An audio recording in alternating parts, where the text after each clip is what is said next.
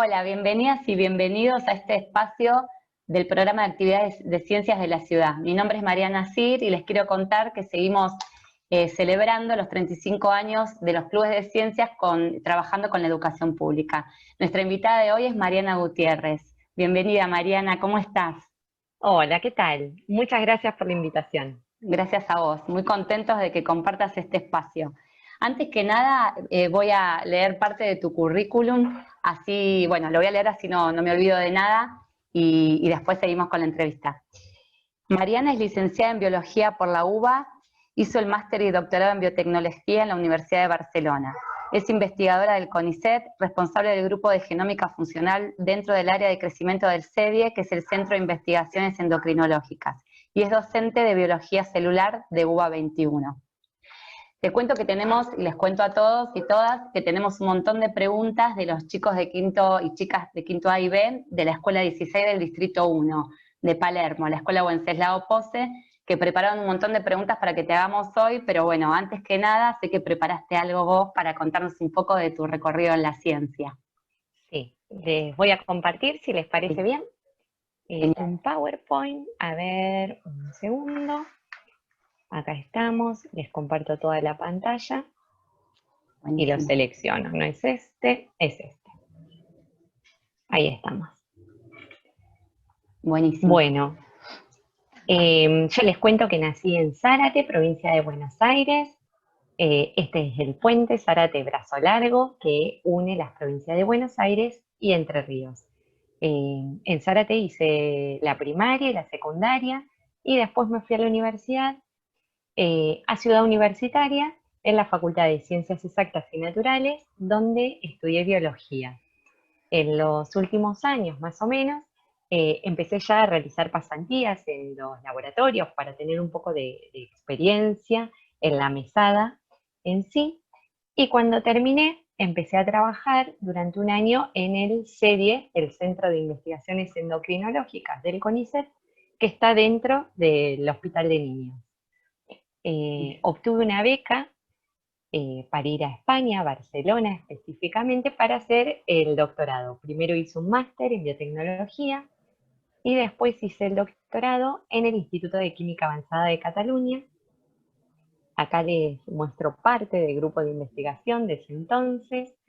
Bueno, durante el doctorado también hice una estancia doctoral en la Universidad de Stuttgart, en Alemania. Este que podemos observar aquí es el Centro de Microbiología. Y bueno, volví a Barcelona, terminé el doctorado y hice un postdoc en convenio con una empresa que se llama Leitat. Y para ese entonces ya la familia se había agrandado, como podemos ver aquí en la imagen, y decidimos volver. Entonces me incorporé, hice lío, perdón, ya volvemos. No hay Volví problema. acá, volví a Buenos Aires y me incorporé a la carrera de investigador científico en el CONICET, en el CEDIE, donde había estado antes. Bueno, y ahí es donde estoy ahora. Dejo de compartir. Ahí estamos. Genial. Ahí está. Así podemos Y hablar. ahora en el serie, ¿qué es lo que haces? ¿Qué es lo que investigás? ¿Nos puedes contar Sí, un poco sí. sobre tu trabajo en el serie? En el CEDIE, como decían, hago la parte de genómica funcional. Tengo una pequeña diapo, les comparto Buenísimo. nuevamente. Así les puedo mostrar mejor. Acá y se entiende más. Estamos aquí. Bueno, esto es algo muy básico, pero yo me dedico principalmente a esta parte que es la genómica funcional. ¿Y qué es esto? Es cuando se encuentran mutaciones en pacientes, en niños, que tienen problemas de crecimiento asociados a enfermedades inmunes, las caracterizamos en un sistema que es completamente in vitro, artificial. Cultivamos las células en estas plaquitas que pueden observar en la imagen. ¿Qué es un gen? Por ahí, para que tengan ideas, como un segmento del ADN que codifica o que tiene la información para una proteína que es una macromolécula de la célula. Las mutaciones son cambios en esta secuencia que podemos observar del ADN o del gen, y no siempre son malas. Las mutaciones simplemente son un cambio.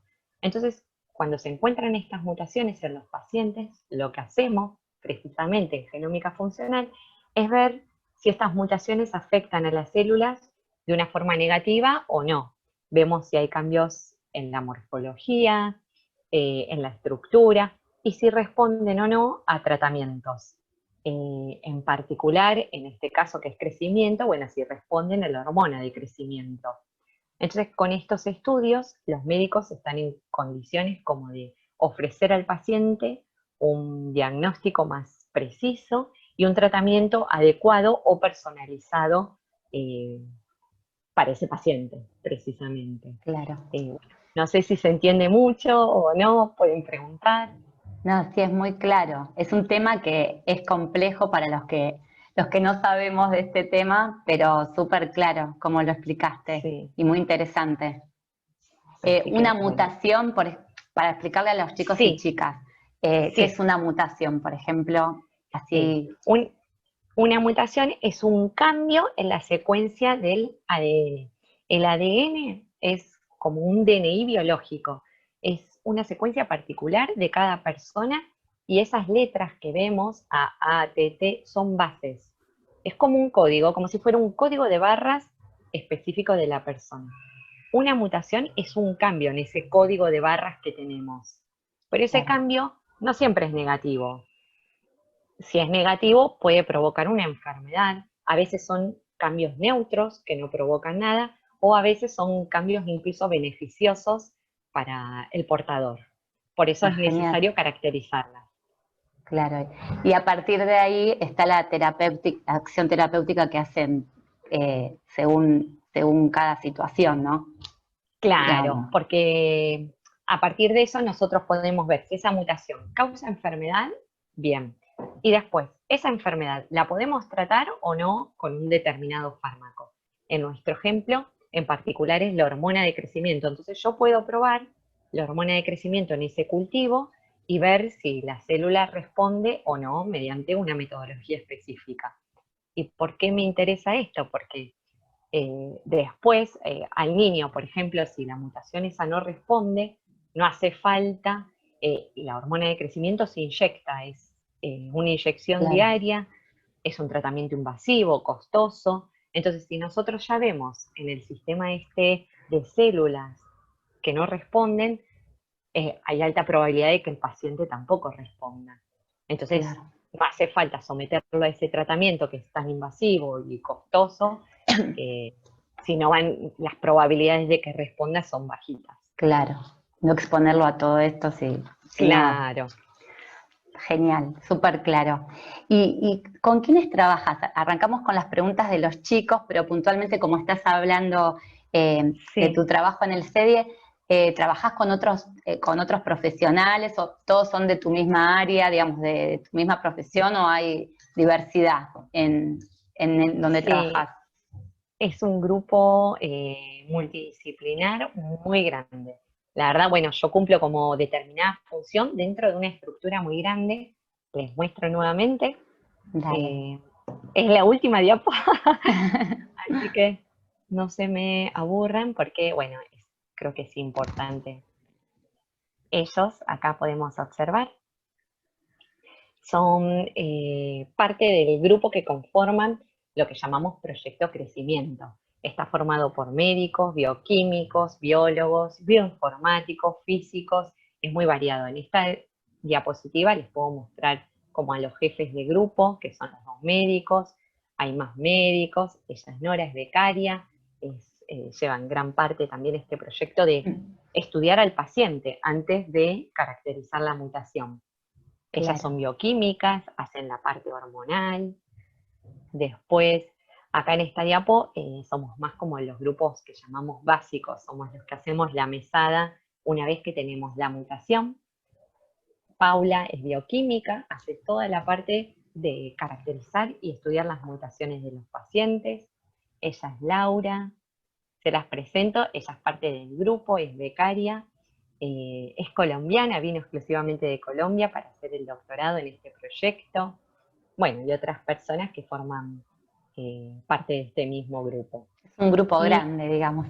sí, es muy Justo. grande y personas como de muchas disciplinas, porque no es esto que son todos, uno piensa hospital, médicos y bioquímicos, Claro, y no, hay biólogos, bioinformáticos, físicos, bueno, muchos técnicos, hay mucha gente que participa para que funcione. Esta es una imagen global de todo el centro para no olvidarme de nadie, y si bien hay otros grupos que estudian otros temas no relacionados en sí con crecimiento, siempre estamos como colaborando unos con otros, qué siempre en bueno, pos del bienestar del paciente.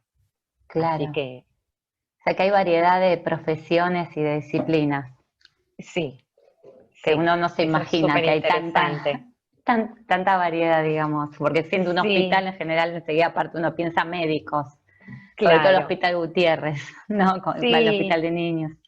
Es como sí. que, Y es eso, que de la parte como asistencial para adentro hay un montón de investigación, hay grupos fuera del serie que hacen virología, que trabajan con COVID, hay mucha gente también del CONICET que hace investigación mira, científica un poco más básica, hay distintas áreas. qué En bueno, general son mix, bastante mezcladas. claro, un montón. Mira, hay dos preguntas que los chicos y chicas Sí, hicieron que tienen que ver con, me parece, con esto que estamos ya hablando de lo que investigás, que una es, ¿por qué algunas chicas o algunos chicos se desarrollan distinto? sí. Bueno, eso tiene que ver también un poco con esto de la parte endocrinológica y con el crecimiento en sí. El desarrollo es parte del crecimiento. Para empezar, tengo que decir como que el crecimiento es multifactorial. ¿Esto qué significa? Como que que lo influyen o está influido por muchos factores distintos o distintos componentes. Uno es el componente genético, que es el que heredamos de nuestra mamá y nuestro papá. Eh, si nuestros papás son altos, tenemos alta probabilidad de también ser altos. Claro, Eh, Otro componente es el componente nutricional. La alimentación es súper importante para el desarrollo, para el crecimiento, sobre todo en los primeros años. Después hay un componente ambiental, porque estamos expuestos a distintas sustancias. Eh, Hay compuestos químicos que se llaman disruptores endocrinos, que son compuestos que encontramos en cosméticos, shampoo o en el medio ambiente y que hacen que el desarrollo ocurra un poco antes, como la pubertad precoz, o a veces lo retrasan, ¿eh? Pero bueno, actúan así, es decir, por esto también el desarrollo no es fijo, sino que depende de la de todos estos nutrición, factores, digamos. claro, de los genes, del ambiente al que estamos expuestos. Hay un componente también psicoemocional, hay como varias patas de este tema y todas convergen en el desarrollo. En cómo es el desarrollo. Gracias. Acá hay otra pregunta que viene, digamos, también en esta línea que dice, ¿a qué se deben las enfermedades especiales de algunas chicas y algunos chicos? Sí. Bueno, yo puedo como hablar un poco más de las enfermedades genéticas, si se refiere a eso con la pregunta, las enfermedades especiales se producen durante el desarrollo o incluso antes, y tienen que ver con esto que hablábamos de los genes y las mutaciones. A veces no son solo mutaciones o alteraciones, como yo decía, en esta secuencia o en el código este de barra, para que se entienda, sino que son estructurales, que los cromosomas, que son estas moléculas que contienen el ADN, tienen distinta estructura, o a veces hay un cromosoma de más o un cromosoma de menos con la cantidad. Y todo esto impacta en la salud y por eso se producen enfermedades. Una Claro, persona que tenga un cromosoma de más va a nacer con una enfermedad genética particular dependiendo dónde esté ese cromosoma o no. Básicamente es con perfecto. eso, son alteraciones a nivel del ADN, pero pueden ser mutaciones, cambio en la conformación, no sé, distintos procesos. Mil gracias. Eh, bueno, vamos a arrancar con las otras preguntas de los chicos y chicas. ¿Por qué elegiste ser científica? Que son más amplias, ¿no? Ah, eh, Bueno, no sé, de chiquita era como una persona bastante curiosa, me gustaban como muchas cosas, la verdad que era bastante inquieta, pero la verdad que, bueno, sobre todo en la secundaria. En la secundaria, más o menos en cuarto año, yo hice perito mercantil, me gustaban mucho las matemáticas, los números, pero en cuarto año tuve una profe que era muy buena docente y me presentó como la genética y la verdad Mirá, que ahí me enamoré. Entonces, bueno, eso fue como el factor eh, convincente para mí. Y dije, bueno, yo quiero hacer esto. Y ahí empecé a investigar un mirá. poquito más, qué era la genética, cómo podía estudiar a través de biología, bioquímica, qué carrera. Bueno, O sea que ya en la secundaria como que sí, ya. Y después especializarte en el área que estás especializada, o sea, ¿en qué momento te interesaste más por esta sí. especialización que hiciste? Y cuando eso ya en la universidad, cuando uno empieza a estudiar, lo bueno es que biología en la UBA tiene como dos ciclos, uno básico que es general y uno como de especialización los 3 últimos años, donde uno puede elegir qué materias hacer en función del área que le guste más. Entonces están Claro. los que siguen ecología, los biólogos de animales, no sé, vegetales, fisiología vegetal, bueno, y a mí me gustaba mucho la parte de biología molecular, biotecnología, como la parte de esto de editar los genes, también la parte de Claro, biotecnología.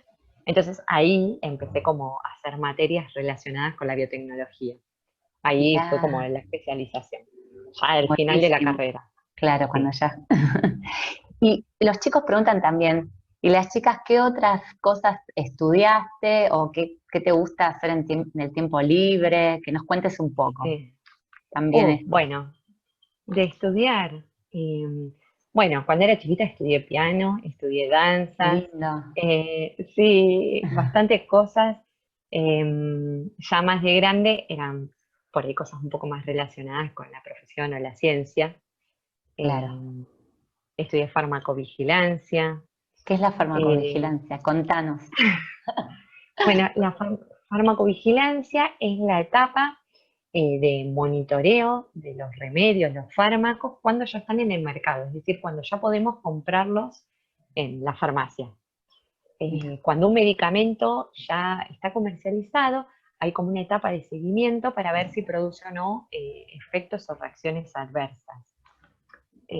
Por ejemplo, ahora con esto del COVID, claro. bueno, se habla de la fase 3, que es la que está terminando la vacuna, pero una vez que se apruebe, va a empezar a comercializarse. Y ahí empezaría esta etapa de farmacovigilancia, porque es muy Mira, masiva. Toda la gente que se ponga la vacuna, si por ejemplo yo me la pongo y no sé, me sale sarpullido, eso es una reacción adversa y se notifica. Entonces mira. está muy bueno porque esta fase que es tan masiva y que es post comercialización permite como verificar la seguridad, la eficacia, la trazabilidad del fármaco que se consume. Se hace Mira. para todos los medicamentos. Cualquier medicamento que compramos en la farmacia tiene esta fase 4 de farmacovigilancia. O sea que se controla este tipo Sí, de, de contraindicaciones que pueden llegar a aparecer o no, digamos. claro, porque por ahí también un medicamento lo consume un grupo que antes no se ensayó en los ensayos clínicos, no sé, o produce efectos muy a largo plazo, o en el embarazo, cosas así también se estudian a largo plazo en todos los medicamentos. Claro. Entonces, esta etapa es como muy linda en cuanto a eso, que es el seguimiento muy a largo plazo y es muy masivo en toda la población. Es súper interesante y se relaciona con lo que está pasando ahora con la vacuna Sí, y el ahora es COVID, con como, las fases sí, y todo esto se puede relacionar muy sí, fácil, digamos. sí, sí, la verdad que estamos como súper familiarizados, ahora justo es el momento porque fase 3 de los ensayos clínicos y nos ponemos a ver qué estamos. Bueno, y después viene la fase 4 de farmacovigilancia, es la que le sigue. Ah, Esperamos genial, pronto que que haya llegue para el COVID. para el COVID, por favor. Otra de las preguntas es, ¿qué es lo que más te gusta de tu profesión? Ah, eso es difícil. Muchas cosas. La verdad que igual yo creo que lo que más me gusta es que es un poco impredecible mi trabajo en cuanto a los resultados. Uno Claro, normalmente cuando plantea un experimento, tiene una hipótesis, entonces dice, bueno, voy a tratar de demostrar esto, pero la verdad que nunca sabe qué va a dar. A veces como que uno hace todo y después, pero lo bueno de que no dé lo que uno espera es que se abren otras puertas. Y dices, ¿por qué me dio esto? Si yo esperaba, no sé, que un tratamiento haga un efecto y después no da, ¿por qué no? Entonces eso te permite como siempre estar abriendo puertas y saber un poquito más. Eso es como, nunca, Experimentando siempre sí. también. Esto que tiene Y que ver como, con la experiencia. sí, eso me encanta, como nunca saber al final qué es lo que voy a terminar descubriendo, entre comillas, ¿no? Claro, qué bueno. Eso tiene la ciencia, digamos, podemos decir. Sí, sí, Es así. sí. Bueno, después, a ver, tenía otra pregunta que dice, si crees que tu trabajo contribuye a hacer un mundo mejor, ¿en qué aspectos? Bueno, sí, yo creo que la ciencia siempre contribuye en todos los aspectos. La verdad que es esto que por ahí a veces es a largo plazo, no se ve, sobre todo ciencias básicas. Por ahí en salud es más fácil verlo porque tiene un impacto en el paciente, pero Claro, no sé, en física y uno dice, ¿por qué? O en qué. Pero todo aporta un pequeño granito de arena que a largo plazo contribuye. No sé, supongo que los que estudiaron ondas al principio, después de eso sirvió para desarrollar Internet, muchos años después. tal Entonces, cual. a veces la contribución no es inmediata, que uno dice, ¿por qué? No sé, hace un matemático teórico. Bueno, pero a lo mejor eso que estudió, mucho después se va a poder aplicar para algo que vamos a ver en el día a día. Hay que tener Siempre, paciencia, ese es el sí, tema. la ciencia siempre contribuye, es algo que sí, va a aportar a corto o a largo plazo, siempre trae un beneficio el saber. Así que, Claro, es verdad. Dice, ¿te parece que los científicos son reconocidos lo suficiente en el mundo actual? mm, Ahí no estamos. eso es un poco, bueno, yo creo que hay muchos tipos de reconocimiento. Sí tenemos como reconocimientos entre pares, entre colegas o de una parte de la sociedad, otra que no, que cree como que la ciencia es eh, algo que por ahí no es tan útil. Pero sí, yo creo, bueno, más ahora con todo esto que está pasando, esta situación particular, creo que se reconoce un poco más el trabajo de los científicos. Sí, por ahí falta reconocimiento económico, eso es como, es Claro, algo que a veces uno también necesita, porque bueno, también hago algo que me gusta, pero también quiero es un vivir, reconocimiento, además. claro, bien, en muchas profesiones. Bueno, la docencia, que es esto que Sí, uno habla, y es un hay muchos ejemplo. tipos de reconocimiento, claro, además de que me digas que soy buena en mi trabajo, me gustaría, no sé, ese reconocimiento que por ahí en otras profesiones está mucho más eh, visible o Claro. impacta más. Y en ese sentido, Sí. ¿crees que hay igualdad entre hombres y mujeres en el ámbito de la ciencia? O sea, tu experiencia, que nos cuentes un poco cómo fue tu experiencia, cómo es, cómo ves eh, Sí, ahí el tema también, el yo creo, reconocimiento, es, si hay igualdad. sí, yo creo que actualmente está tendiendo, sí, y que por ahí hay mucha más paridad que hace algunos años atrás. Creo que falta un recorrido. Por ejemplo, en el CONICET, los estatutos más bajos, los becarios, los investigadores asistentes, adjuntos, como los escalafones más bajos, la mayoría son mujeres. Pero a Claro, medida que subimos en esa pirámide, la mayoría son hombres. Y claro, las posiciones más jerárquicas son las que tienen al final más impacto en la toma de decisiones, en la ejecución de proyectos, del dinero, de lo que sea. Y eso está, no sé, creo que hoy en día por ahí está intentando, vamos por buen camino, claro, pero que vamos, todavía falta, sí, falta un montón. falta, Y en falta. Europa, comparándolo, que estudiaste allá y viviste, eh, Sí, están, digamos, es muy parecida la situación con este tema, a lo mejor, de los cargos sí. directivos o Yo, más en arriba. mi, sí, en mi experiencia, o no, yo creo que incluso allá hay mucha más disparidad. Al menos en el área, por ejemplo, química, biotecnología, hay muchísimos más hombres en todos los escalafones. se encuentra poca presencia femenina, por llamarla así, o de Claro. investigadoras. La verdad que yo creo que ellos ahora están trabajando también mucho más duros y también tienden a esto, pero creo que tienen incluso un recorrido un poco más largo que nosotros. No sé, pero al menos en mi experiencia y en posiciones esto que llamamos como jerárquicas o de poder en cuanto a la toma de decisiones, eh, sí, están predominantemente dominadas por hombres, Mira por vos, hombres. yo pensaba Sí, que no, que era al revés, que a lo mejor sí, acá todavía, no sé por qué, pero sí. pensaba. Y bueno, ya No, que no, hablamos, no, disculpa, dale, contanos. no, no, que al menos en mi opinión, mi experiencia, y por lo que uno también va leyendo y eso, no, allá, acá hay más paridad entre, Mira, bueno, en- que bien por acá. sí, Ojalá sigamos avanzando sí, todos, ¿no? Y todas.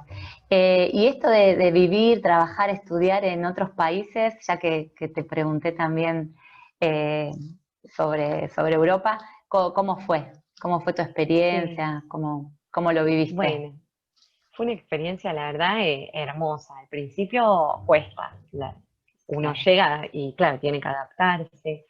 Barcelona es el catalán, que uno dice, bueno, es igual, no, es como un claro. choque. Y la forma de ser, las rutinas, pero la verdad que una vez superado ese tramo inicial de adaptación, muy bien, para mí fue una experiencia súper enriquecedora. En Alemania también, uno tiende a pensar que los alemanes son fríos, eso es como... Y la verdad que yo descubrí que más que fríos son formales. Eh, Claro. le falta Son más eso que nosotros distantes, a somos. lo mejor que Sí, con nosotros. sí, eso, como, pero la verdad que son súper amables, son muy eh, bien predispuestos a ayudar, súper respetuosos. eh, no sé, Qué para mí fue una bueno. experiencia muy buena, la verdad que sí. Y mucho aprendizaje, además, porque, Sí, sí, viste, sí, sí. Todo el tiempo es como aprender, aprender, aprender. aprender todo el tiempo.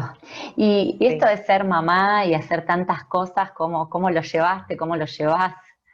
Bueno, Que no es em, fácil, sabemos siempre. sí, se colapsa de ratos.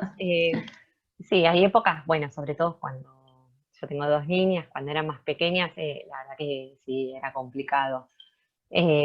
Con el tiempo ahora es un poco más fácil, pero sí, como la ciencia es una carrera bastante demandante, eh, sobre todo la mesada, porque por ahí sí haces un trabajo que se llama así informático o con la compu que uno corta, pero claro, un experimento que a veces es caro o lleva mucho tiempo haciéndolo, uno no quiere cortarlo a...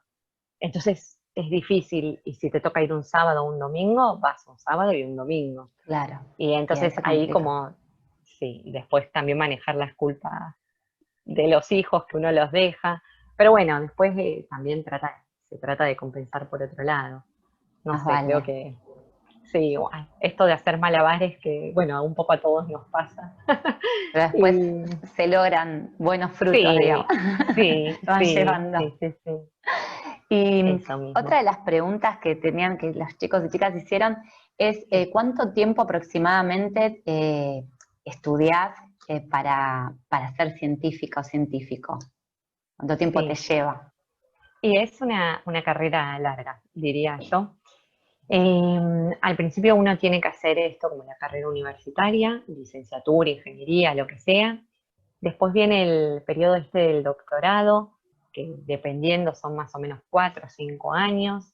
A veces se puede hacer un máster o no. En Europa generalmente se exige un máster además del doctorado, acá Ah, no. mira, Y después hay que hacer un postdoc, que son 2 años, así que llevamos unos 8 años, siete, claro, 8 años, y uno recién bastante. ahí puede entrar, por ejemplo, a la carrera de investigador científico acá en el CONICET, que es como una posición más estable. Y además, en ese entonces, eh, uno tiene que cumplir ciertos requisitos. Para las ciencias son muy importantes las publicaciones científicas, estos que vemos los trabajos que vemos en la tele, como publicaron un science científico. Bueno, esa publicación impacta en nuestro currículum. Claro, Cuantas más publicaciones tenemos y cuanto la revista sea de más nivel, nosotros decimos índice de impacto, eso nos beneficia, entonces es más fácil o más difícil entrar a la carrera. Pero en general, tanto acá como afuera, sí, unos 7, 8 años o Es más, quizás bastante. hasta conseguir una posición, sí, Mirá vos. un poco más estable, que no sea depender de becas, porque hasta ese entonces uno va de beca en beca. Y eso sí es un poco, Hay que tener paciencia pero también. bueno, sí, sí, Y para entrar a sí, CONICET, para que sepan eh, sí. cómo se hace para lograr entrar a CONICET. Sí, bueno, Para ser esto mismo, tienen que investigadora, ¿no? seguir todos estos Sí, pasos, claro, tener el doctorado, el postdoc, juntar publicaciones científicas, dependiendo del área, a veces se piden más o se piden menos, y además tener un rol como importante. Esto es algo que también, bueno, es muy de ciencia, pero en las publicaciones los autores están ordenados de determinada forma. Generalmente el primer autor y el último son de los más importantes. Entonces, CONICET también te exige no solo que tengas publicaciones, sino que tengas publicaciones en estos roles importantes, o que seas primero o último autor. Esto es como súper específico, pero son una de las cosas que uno va aprendiendo y va construyendo en esos años también. Porque claro. tener muchas publicaciones, pero todas en el medio, a veces nos sirve como tener una buena de primero o de último.